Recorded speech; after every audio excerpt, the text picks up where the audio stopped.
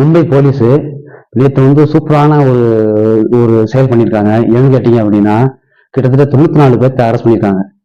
Arrest பண்ண ஆள் யாருன்னு பார்த்தீங்கன்னா, ஆன்லைன் மோசடி பண்றவங்க. இந்த ஆன்லைன் மோசடி பண்றவங்க எல்லாமே சமூக வலைதளங்களை போலியான சமூக வலைதளங்களை உருவாக்கி அதுக்கு தகுந்த மாதிரி எப்போதும் ரெடியாக உட்காந்துருப்பாங்க. எப்படா யார் ஏமாத்தலாம், யாரை சிக்குவா, யார் ஆன்லைன்ல ஆர்டர் பண்ணுவா அப்படின்னு சொல்லி அந்த கூட்டத்தை ஒன்னா ஒரே மாதிரி மும்பையில் உள்ள 94 பேர்த்த டோட்டலாக அரெஸ்ட் பண்ணியிருக்காங்க. அதை பற்றி அன்னைக்கு வீடியோ பார்க்க போறோம். நம்ம சேனலை ஃபர்ஸ்ட் டைம் பார்க்குற வந்தா சப்ஸ்கிரைப் பண்ணிட்டு பாருங்க. வாங்க வீடியோக்குள்ள போகலாம். கடந்த கொஞ்சம் வருஷமாவே கிட்டத்தட்ட இந்தியாவில் பல மோசடிகள் நடக்குது. அதில் ஸ்பெசிஃபிக்காக ஆன்லைன் மோசடி. ஆன்லைன் மோசடின்னு சொல்ல போனா எப்படின்னா, உங்களுக்கு வந்து ஷேர் மார்க்கெட்ல எப்படி இன்வெஸ்ட் பண்றது, அது மாதிரி போலியான ஒரு வெப்சைட்டு, அது போக ஷாப்பிங் வெப்சைட்டு, அது போக அந்த இஎம்ஐக்கு லோன் கொடுப்பாங்கல்ல அந்த மாதிரி வெப்சைட்டு, லோன் தர ஒரு வெப்சைட், அந்த மாதிரி ஏகப்பட்ட வெப்சைட்டு, ஏகப்பட்ட போலியான வலைதளங்களை வச்சு மக்களை பல பேர்த்துக்கு ஏமாத்திருக்காங்க. பெரிய அளவுக்கு ஒரு அமௌண்ட்டை எடுத்திருக்காங்க இந்த போலியான கும்பல். அதிகபட்சம் எங்க நடந்திருக்கு அப்படின்னா மும்பையில் நடந்திருக்கு. ஒரு மும்பையில ஒரு கிரைம் போலீஸ்க்கு ஒரு நியூஸ் ஒன்று வருது. இந்த மாதிரி இந்த இடத்துல வந்து ஏமாத்துற கும்பல் ஆபீஸ் இருக்கு, ரைடு பண்ணுங்க சொல்லி ஒரு இன்ஃபர்மேஷன் தனியா வருது. அந்த ரைடு நடத்த போறாங்க. ரைடு நடத்த போற இடத்துல வந்து கிட்டத்தட்ட ஒரு 15 பேர்த்த அரெஸ்ட் பண்றாங்க. 15 பேர்த்த அரெஸ்ட் பண்ணிட்டு என்கொயரி பண்ணும்போது அவங்க சொல்றாங்க, எப்படி இதெல்லாம் நடக்குது, கான்டாக்ட் யாரு என்னன்னு விசாரிக்கும் போது ஒரு பெரிய அதிரடியான ஒரு பதிலை சொல்லியிருக்காங்க அந்த குற்றவாளி எல்லாருமே. என்னன்னு கேட்டோம் அப்படின்னா, அவங்க சொன்ன விஷயம் வந்து மும்பையில மட்டும்தான் எத்தனை பேர், இது போக சர்வதேச லெவல்ல லிங்க் இருக்காமா. அவங்க நம்பர் லாக் பண்றது, சிம்மை லாக் பண்றது, சிம்மை லாக் பண்ணி அன்லாக் பண்ணி விடுறது, இந்த மாதிரி சில விஷயம் சர்வதேச லெவல்ல அவங்களுக்கு லிங்க் இருக்கு அப்படின்னு சொல்லியிருக்காங்க. டோட்டல் இந்தியா லெவலே லிங்க் இருக்கு. கிட்டத்தட்ட 13 மாநிலத்துல உங்களுக்கு நெட்வொர்க் இருக்கு. இது எப்படி நடக்குது அப்படின்னா, முதல்ல வந்து டார்கெட் யாருன்னு பார்த்தீங்கன்னா கஷ்டப்படுற ஃபேமிலிஸ், கஷ்டப்படுற குடும்பத்தை வந்து டார்கெட் பண்றாங்க. ஏன்னா இப்போ எல்லாத்தையுமே பேங்க் அக்கௌண்ட் இருக்கு. எல்லாத்தையும் 100 நாள் வேலைக்கு முதற்கொண்டு ஐஎஃப்ஐ வரைக்கும் பேங்க் அக்கௌண்ட் இருக்கு. ஏன்னா ஃபர்ஸ்ட் வந்து பெருமில் வேலை ஆக்குறவங்க, ஆபீஸ் வேலை செய்யறவங்க மட்டும்தான் அக்கௌண்ட் இருக்கும்.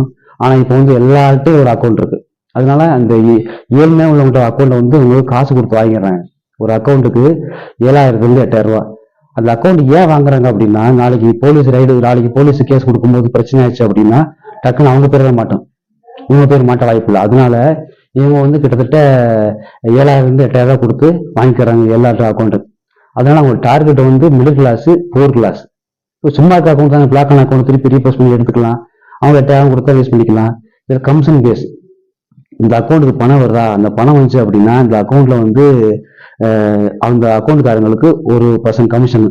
இந்த டைம் நம்மகிட்ட வந்திருக்கா அவங்களுக்கு 1% கமிஷன். அந்த மாதிரி கமிஷன் பேஸ்லயும் கொடுக்குறாங்களாம். கிட்டத்தட்ட 93 அக்கௌண்ட் வந்து உங்க கையில இருந்து மாட்டிருக்கு. 93 அக்கௌண்ட் தனித்தனி ஆளுங்க, யாருன்னு தெரியாதவங்க. அவங்க விசாரிக்கும் போது உங்க அக்கௌண்ட் அவங்க கையில போச்சுன்னா இந்த மாதிரி எனக்கு காசு கொடுத்து வாங்கிட்டாங்க அப்படின்னு சொல்லி அவங்க வாக்குமூலம் கொடுத்துருக்காங்க. இது உலக லெவலில் பெரிய லெவலில் நடக்குது. இந்த ஸ்கேம் வந்து கண்டிப்பா பிடிக்க முடியாம இருந்தது. கடைசியில 3 போலீஸ் அதிரடி காட்டி கண்டிப்பா பிடிச்சிட்டாங்க. இது மொத்தம் வந்து கிட்டத்தட்ட 13 மாநிலங்கள்ல நடந்திருக்கு.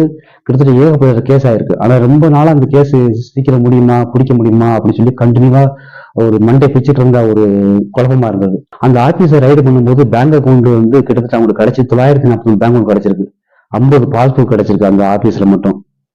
150 சிம் கார்டு, 450 ஏடிஎம் கார்டும் கிடைச்சிருக்கு. 454 ஏடிஎம் கார்டும் கிடைச்சிருக்கு. அதுபோல சோப்பிங் மிஷினும் கிடைச்சிருக்கு அந்த ஆபீஸ்ல.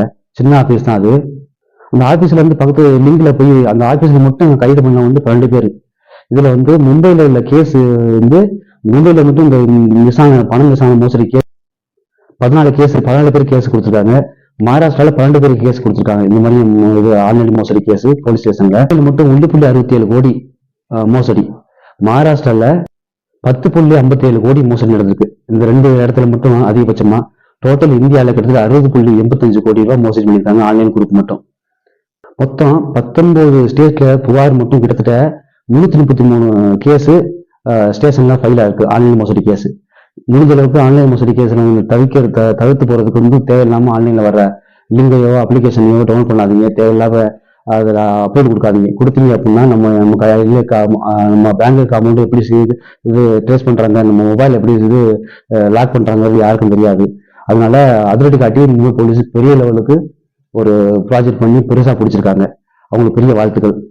ஓகே ஃப்ரெண்ட்ஸ், நம்ம அடுத்த சந்திப்போம். நன்றி, வணக்கம்.